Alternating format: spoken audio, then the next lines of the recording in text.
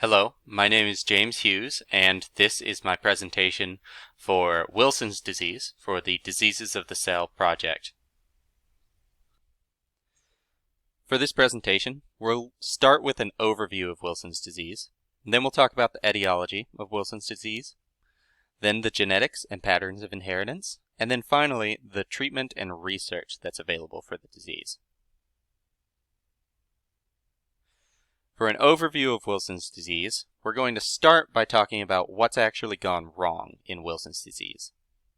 For a patient with this disease, their cells have an inhibited ability to remove copper from themselves. So in your cells you have P-type ATPase, also known as ATP7A, which is a copper transport enzyme.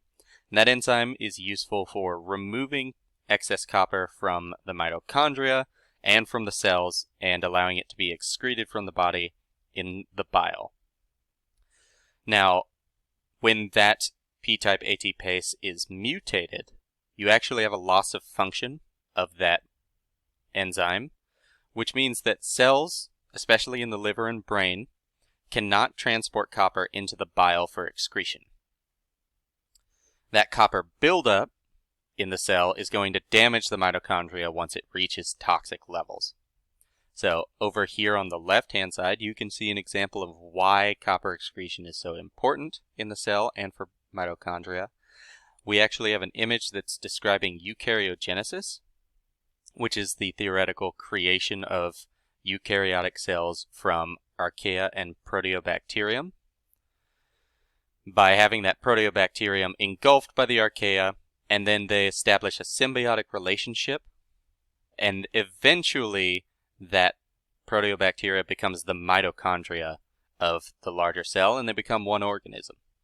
But the proteobacteria has to actually survive long enough in that cell to become a mitochondria, and part of what's necessary for that are enzymes that are going to help remove toxic substances like copper that it needs, but not in great amounts.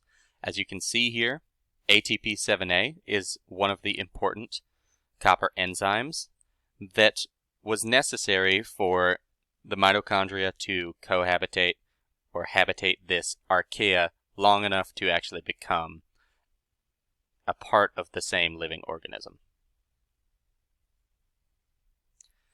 Now, when those mitochondria are damaged, so are the cells. When the cells are damaged, the organs eventually will be damaged by sufficient cell death. So organ damage that we see is generally going to be liver and neurological, especially in the brain. You'll often see hepatic disease due to liver cell damage. This is the most common type of symptom that you'll see. And then you'll also see neurological symptoms in certain patients if copper buildup in the brain is prominent. Now that's also going to be dictated by how soon the onset of Wilson's disease is. Generally, neurological symptoms come from more rapid onset. And then that even can include eye damage and even some interesting symptoms that can be seen in the eyes. And then, of course, when those tissues are damaged, they're going to release that copper into the bloodstream rather than the bile. And that copper in the bloodstream can damage the kidneys and the heart. Next, we'll talk a bit about the etiology of Wilson's disease. So, Wilson's disease is heritable. It is a genetic disorder. It is autosomal recessive, meaning it's not tied to the sex chromosome. And it's normally only acquired when both parents are at the very least carriers. So here, I have a pair of Punnett squares over on the right side. In the first one, we have an example of if both parents are carriers, then there's a 25% chance of the child developing Wilson's disease, and a 50% chance of them being carriers. In the case where one is a carrier and one actually has Wilson's disease, 50% chance of the child having Wilson's disease, and a 50% chance of them being a carrier. There is some concern regarding atypical inheritance. For example, you could have concurrent mutations on the ATP7B gene, or you could experience uniparental disomy, in which the homologs of the chromosome both come from the same parent. In either of those cases, you may not need both parents to be carriers, but they're particularly rare.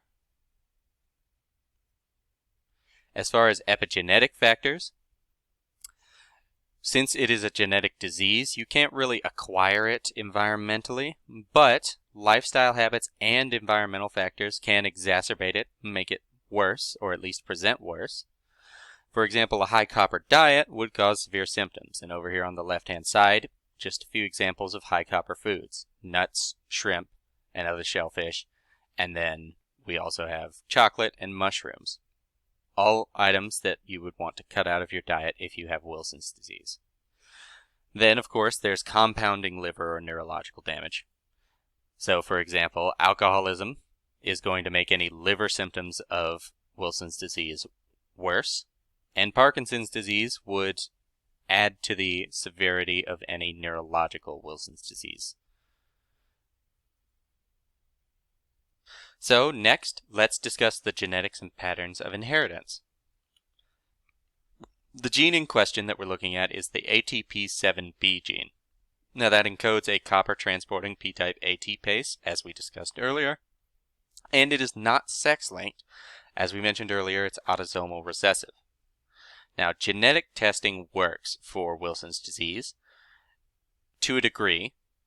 There are a large number of distinct mutations in Wilson's disease, and those mutations can vary by population. So China, India, and Saudi Arabia have all shown distinct mutations that only exist in those populations. However, there are ways in which you can make genetic testing a little easier. For mutation types, there are over 800 distinct mutations linked to Wilson's disease that have been recorded as of 2021.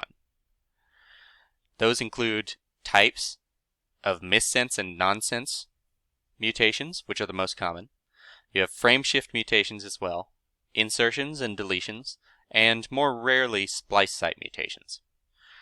In Lee et al.'s 2021 paper, their study concluded that 48 distinct mutations existed in 103 patients that participated in their study. And you can see that distribution over here in their graph on the right-hand side. So that's quite a few mutations for not very many patients. As far as the population goes, how do we deal with that?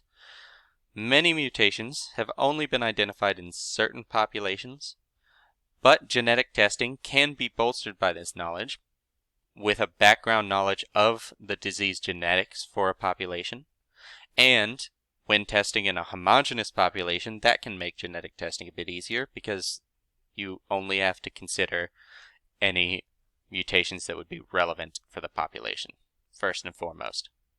Now, of course, testing in mixed populations can make genetic testing a bit more difficult, but if the physician has a robust family and ethnic history of the patient, that genetic testing can get much easier because they'll first of all know whether or not that family has Wilson's disease in it, and second of all, what population-related mutations they might need to look for. So finally, we'll discuss the treatment and research options for Wilson's disease. First, we of course begin with diagnosis. Typically, it's going to require a specialist, as your primary care provider may be able to see hepatic or neurological symptoms and know that something's wrong, but those are fairly hard to tell right away that they belong to Wilson's disease and aren't a result of some other issue. So they may have to refer to a specialist, in which case liver biopsies for hepatic symptoms and MRI scans for neurological could help identify if it is copper buildup that's causing those. There are also blood tests that can be used, especially for ceruloplasmin levels in the blood. And then actually ophthalmologists could be the first to see a Wilson's disease symptom in a patient.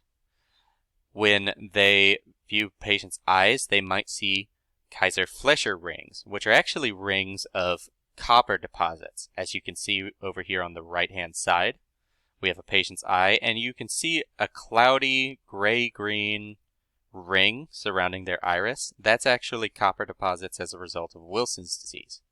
So an ophthalmologist may be able to see that, know that that patient has too much copper in their body, but they would usually want to refer to a gastroenterologist or a hepatologist anyways to confirm that it is actually Wilson's disease causing that copper buildup.